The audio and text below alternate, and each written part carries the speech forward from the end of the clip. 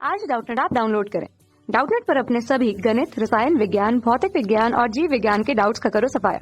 बस प्रश्न की फोटो खींचो, एक ही प्रश्न को क्रॉप करो और तुरंत वीडियो सोल्यूशन पाओ। अभी डाउनलोड करें। प्रश्न क्षार धातुओं और हैलोजन की रासायनिक क्रियाशीलता की आवर्ती क्रम में संबंधित व्यक्तित्व नीचे दिए गए हैं, इनमें से कौन सा व्यक्तित्व सही है। ठीक है, तो सबसे पहले मैं ये बता दूं कि क्रियाशीलता, ठीक है, ये होता क्या है। ठीक है, चलिए देखते हैं। तो क्रियाशीलता यानी कैसे क्रिया कर रहे हैं, ठीक है, कैसे भी क्रिया हो रही है, ये होती क्रियाशीलता। ठीक है, जैसे मतलब कोई भी धातु होता है वो क्या करता है, धातु इलेक्ट्रॉन त्यागता है। ठीक है, इलेक्ट्रॉन त्याग कर, ठीक है, इलेक्ट्रॉन त्याग कर अपने आप को स्थायी करता है। ठीक है, अपने आप को स्थायी करता है।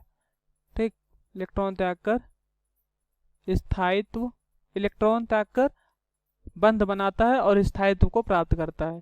ठीक है, और अधातु की बात करें तो अधातु क्या करता है, अधातु इलेक्ट्रॉन ग्रहण करता है, इलेक्ट्रॉन ग्रहण करता है। इसीलिए अधातु जो होता है, अधातु का जो आकार होता है वो बड़ा होता है। ठीक है, चलिए देखते हैं।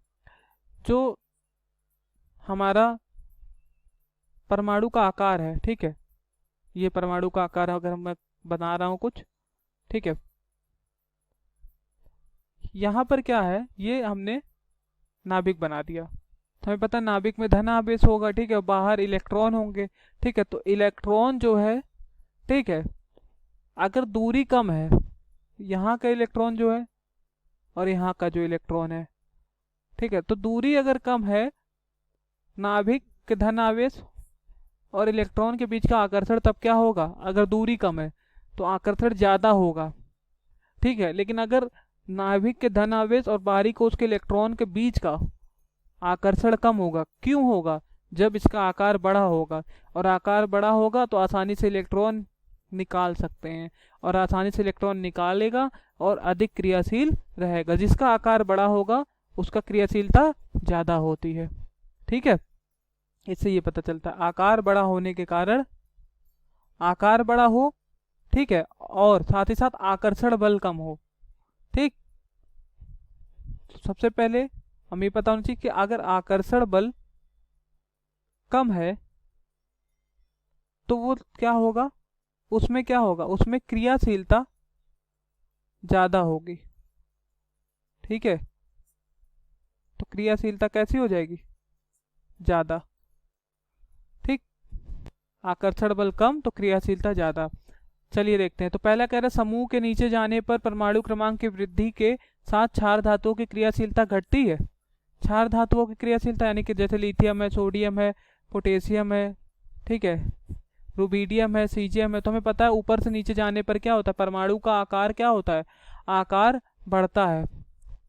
आकार क्या होता है, आकार बढ़ता है, और आकार बढ़ता है तो क्या है, बाहरी कोश का जो इलेक्ट्रॉन है और नाभिक का धनावेश है उनके बीच का आकर्षण बल क्या होता है, कम होता है, तो क्रियाशीलता क्या होगी, बढ़ेगी। तो ये तो यहाँ तो लिखा घटती है, तो इसलिए ये गलत हो गया। दूसरा कह रहा है समूह के नीचे जाने परमाणु क्रमांक की वृद्धि के साथ क्षार धातुओं तथा हैलोजन दोनों की रासायनिक क्रियाशीलता घटती है। ठीक है, तो यहाँ पर फिर घटती है आ गया, और साथ में हैलोजन का भी दे दिया है। तो हैलोजन की तो रासायनिक क्रियाशीलता क्या होती है, ऊपर से नीचे जाने पर बढ़ेगी, यहाँ पर घटती है लिख दिया, इसलिए गलत हो गया। फिर तीसरा दिया गया समूह के नीचे जाने पर परमाणु क्रमांक की वृद्धि के साथ क्षार धातुओं हैलोजनों दोनों की रासायनिक क्रियाशीलता बढ़ती है। तो मैं एक बात बता दूं कि क्षार धातुओं की क्रियाशीलता बढ़ती है, लेकिन हैलोजन की अगर बात करें, ठीक है, हैलोजन, तो हैलोजन की क्रियाशीलता बढ़ती नहीं है। क्यों नहीं बढ़ती है, चलिए देखते हैं। ठीक है, हमें पता है कि ऊपर से नीचे जाने पे क्या हो रहा है, आकार बढ़ रहा है। ठीक है, लेकिन अब अगर आप बाएं से दाएं जाते हो, ठीक है, तो बाएं से दाएं जाते हो तो आकार क्या होता है, आकार घटता है, आकार घटता है। तो आकार घटता है, क्यों घटता है, क्योंकि बाहरी कोश और नाभिक के बीच के धन आवेश के बीच का आकर्षण बढ़ता है। ठीक है, बाहरी कोश के इलेक्ट्रॉन बढ़ने लगते हैं और नाभिक के धन आवेश रहता है, और दोनों के बीच क्या होता है, आकर्षण बल ज्यादा हो जाता है। तो उसके कारण क्या होता है, आकार कम हो जाता है, और यहाँ पर कोषों की संख्या बढ़ रही थी इसलिए आकार बढ़ रहा था। कोषों की संख्या यहाँ बढ़ रही है, लेकिन यहाँ पर कोषों की संख्या उतनी ही है और बाहरी कोष के इलेक्ट्रॉन बढ़ रहा है, तो आकार कम हो रहा है। आकार कम हो रहा है, आकर्षण बल इसका मतलब ज़्यादा होगा। आकर्षण बल ज़्यादा होगा तो क्रियाशीलता कम होगी। और हैलोजन सबसे लास्ट में है, ठीक है, लास्ट में है 18वां है, फिर 17वां है, ठीक है। यहाँ पर हैलोजन है, यहाँ आखिरी गैस है, यहाँ पर हैलोजन। तो हैलोजन का क्या होगा, अगर बात करें पहले समूह क्षार और क्षारीय मृदा धातु की अगर बात करें तो इससे क्रियाशीलता हैलोजन की क्या होगी, कम होगी, ठीक है, क्योंकि उसके बाहरी कोष में सिर्फ 7 इलेक्ट्रॉन है। अगर 1 इलेक्ट्रॉन और मिल जाए तो वो अक्रिय गैस को प्राप्त कर दे और वो स्थायी हो जाए, ठीक है। इसलिए जब ऊपर से नीचे जाओगे हैलोजन में तो क्रियाशीलता क्या होगी, हैलोजन की इसकी तो क्रियाशीलता बढ़ेगी, लेकिन हैलोजन की क्रियाशीलता क्या होती है, ठीक है, घटती है, ठीक है। अब यहाँ देखिए समूह के नीचे जाने पर परमाणु क्रमांक की वृद्धि के साथ क्षार धातु की क्रियाशीलता बढ़ती है, लेकिन हैलोजन की क्रियाशीलता घटती है। तो ये हमारा सही हो जाएगा। Thank you. कक्षा 6वीं से 12वीं से लेकर नीट, IIT, JEE वो एडवांस के लेवल तक 1 करोड़ से ज्यादा छात्रों का भरोसा। आज ही डाउनलोड करें डाउटनेट ऐप या व्हाट्सएप करें अपने सारे डाउट्स 8400 400 400 पर।